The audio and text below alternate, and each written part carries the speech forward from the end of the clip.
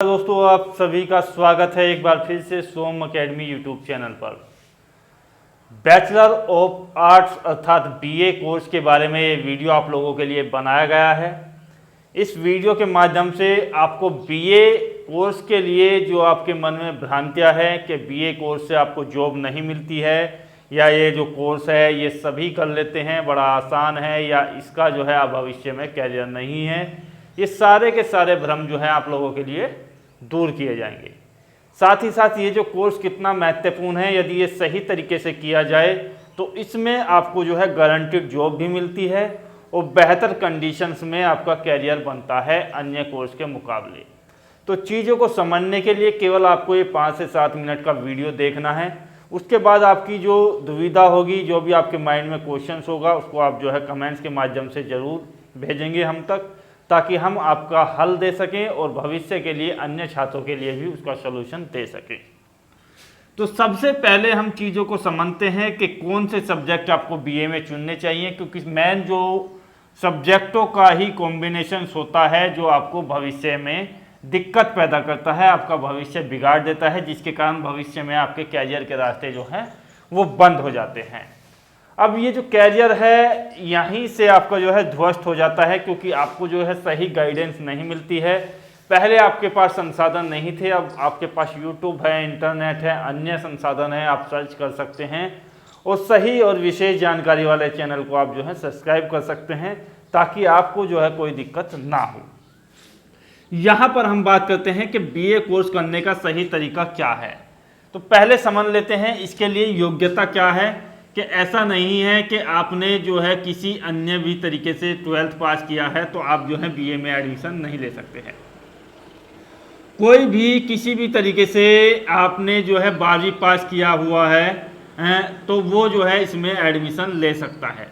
भले आपने आर्ट्स से किया हो, साइंस से किया हो, कॉमर्स से किया हो, आप जो है एडमिशन ले सकते हैं। सीएस से किया हो, एग्रीकल्चर से किया हो, तो कोई भी आप 12th पास कैंडिडेट इस कोर्स में एडमिशन ले सकता है।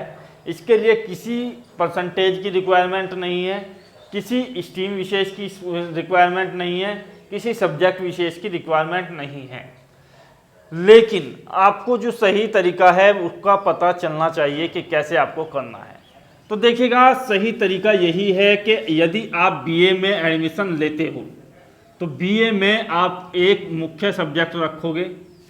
तो इसमें 3 तरीके के आपके जो है कोर्स चलाए जाते हैं, 3 तरीके की आपकी जो है यूनिवर्सिटी जो है कोर्स कराती हैं। अब एक यूनिवर्सिटी ऐसी होती है कि एक आपका जो है मुख्य सब्जेक्ट होता है और बाकी 2 सब्जेक्ट जो हैं आपके ये रहते हैं ऑप्शनल सब्जेक्ट, जिसको आप बोल सकते हो कि वैकल्पिक सब्जेक्ट आपके 2 रहते हैं। तो एक तरीके से तो ये कराते हैं काफ़ी यूनिवर्सिटी। इसमें एक मुख्य सब्जेक्ट रहता है। मान लीजिएगा आपने जो है हिंदी से बीए किया है तो हिंदी आपका जो है 3 वर्षों में रेगुलर रहेगा। उसके साथ 2 ऑप्शनल सब्जेक्ट हैं, उसमें आप पॉलिटिक्स चुन सकते हैं या कोई भी चुन सकते हैं। लेकिन यही चुनाव आपको जो है भविष्य बनाता है, यही चुनाव आपका जो है दिक्कत करता है आगे के लिए।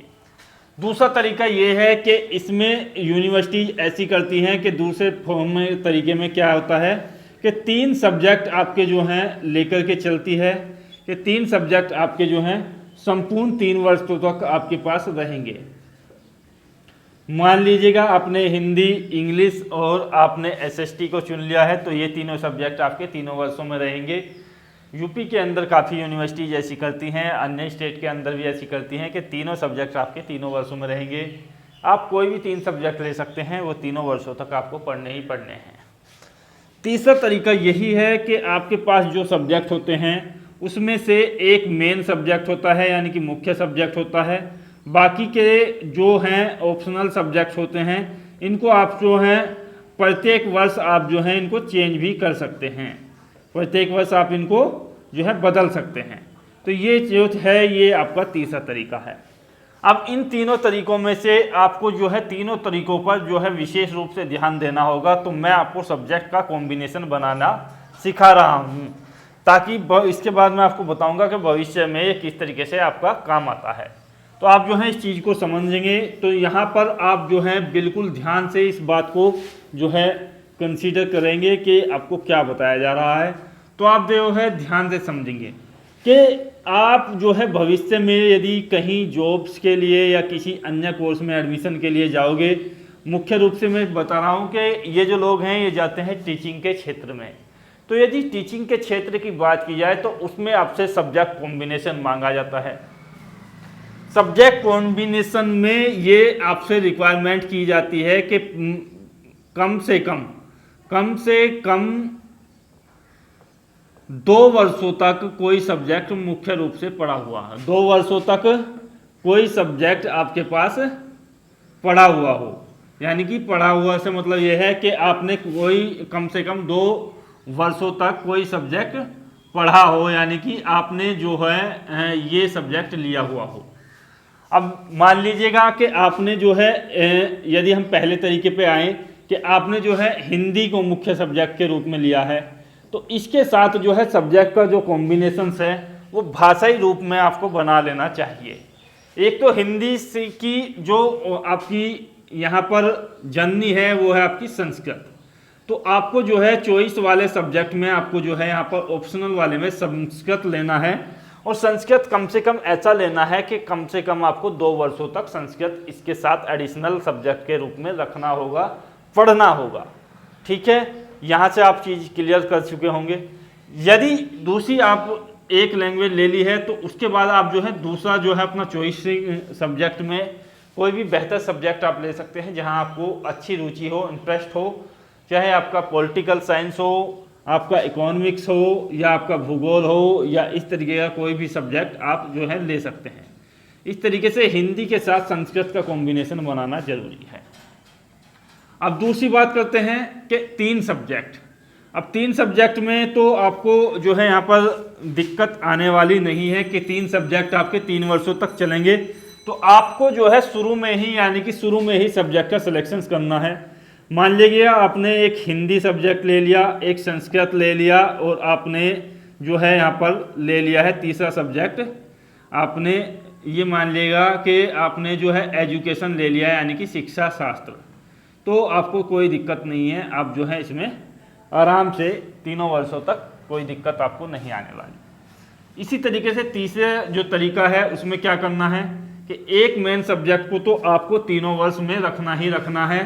मान लिया हिंदी तो आप जो है 3 वर्ष में आप जो है पढ़ोगे, लेकिन यदि आपने प्रथम वर्ष में कोई अन्य सब्जेक्ट चुन लिया है तो कम से कम 2 वर्ष, यानी कि बाद वाले 2 वर्ष आपको जो है संस्कृत इसके साथ रखनी होंगी, क्योंकि यहाँ हिंदी और संस्कृत दोनों का जोड़ मिल करके ही आपको जो है भविष्य के लिए टीचिंग के लिए अवसर मिलते हैं। यदि आप जो है पहले वर्ष से ही संस्कृत लेते हो तो दूसरे वर्ष तक आप इसको कम से कम रखिएगा। 2 वर्ष आपको कुल मिलाकर के पढ़नी है, चाहे वो आप शुरू वाले वर्ष पढ़ लो या बाद वाले वर्ष पढ़ लो। तो यहाँ भी आपके लिए बेहतर कंडीशन यही है।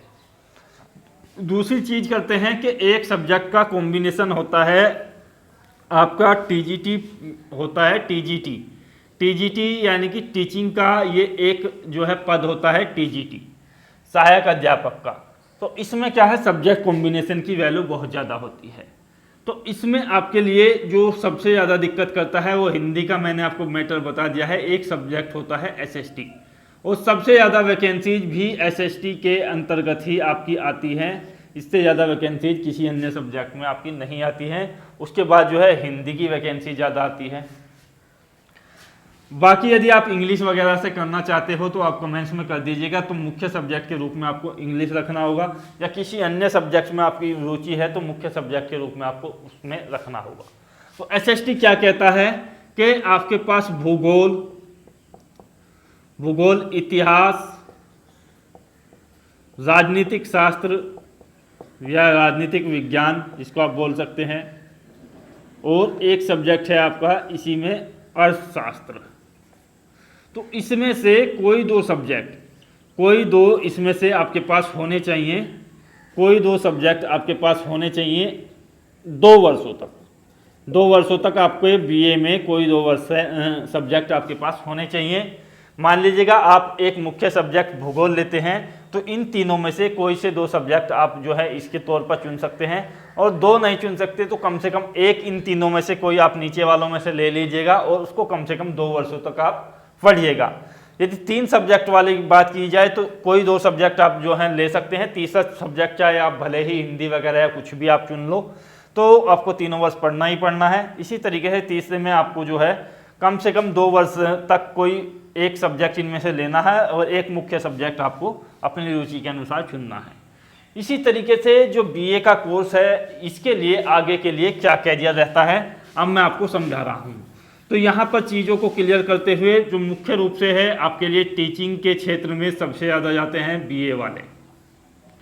इसके बाद जो यदि कोर्स की बात की जाए तो एमए आप लोग कर सकते हैं, एमबीए आप लोग कर सकते हैं, कोई कंप्यूटर कोर्स वगैरह आप जो है कर सकते हैं। यदि बीए आप जो है मैथ या साइंस वगैरह से भी आप करना चाहते हैं तो भी आप कर सकते हैं। उसके लिए आप जो है भविष्य के लिए फिर एमएससी वगैरह के लिए भी आप जो है अप्लाई कर सकते हैं या एमए वगैरह के लिए कर सकते हैं। तो एक कोर्स थी। अब जॉब की बात की जाए तो जॉब देखेगा ग्रेजुएशन लेवल की आप जो हैं ज़्यादातर जॉब में, यानी कि जिन लोगों में साइंस या विशेष रूप से सब्जेक्ट मान्य नहीं किया जाता है, ऐसी जॉब्स होती हैं 92%। तो 92% जॉब में ग्रेजुएशन मांगी जाती है, उसमें आप अप्लाई कर सकते हैं। आईएएस से लेकर के आप जो है छोटे तक पदों तक, चपरासी तक आप जो है इसमें आवेदन कर सकते हैं यदि बीए पर आपकी पकड़ अच्छी है। बीए करने का सबसे मुख्य तरीका यही है, क्योंकि आपके जो भी आपका एंट्रेंस होगा या आपका जो है प्रतियोगी परीक्षा का पेपर होगा तो उसमें लैंग्वेज के क्वेश्चंस आते हैं। तो हिंदी या इंग्लिश जो भी आपकी पकड़ होगी वो आपकी मजबूत हो जाती है। दूसरा, सामान्य ज्ञान का पाठ जरूर आता है। तो सामान्य ज्ञान में आपको राजनीतिक विज्ञान, भूगोल, इतिहास वगैरह की नॉलेज हो जाती है। यदि आप बीए को सही तरीके से करते हैं तो भविष्य में आपको दिक्कत नहीं होती है। यही कारण है कि ज़्यादातर बीए वाले कैंडिडेट्स जो सही तरीके से कर लेते हैं उनकी जॉब बड़ी आसानी से लग जाती है। बाकी ज़्यादातर 90% लोग ये ऐसे होते हैं जिनके मन में भ्रांति होती है कोर्स जो है केवल टाइम पास के लिए है, यदि कुछ नहीं कर रहे हैं तो बीए कर लें। तो उन लोगों का जो है भविष्य अधर में रह जाता है और सही सब्जेक्ट कॉम्बिनेशन भी वो नहीं बना पाते हैं। आशा करता हूँ वीडियो बेहतर लगा होगा। यदि कोई दुविधा है तो कमेंट्स में बताइएगा। जय हिंद, धन्यवाद, जय भारत।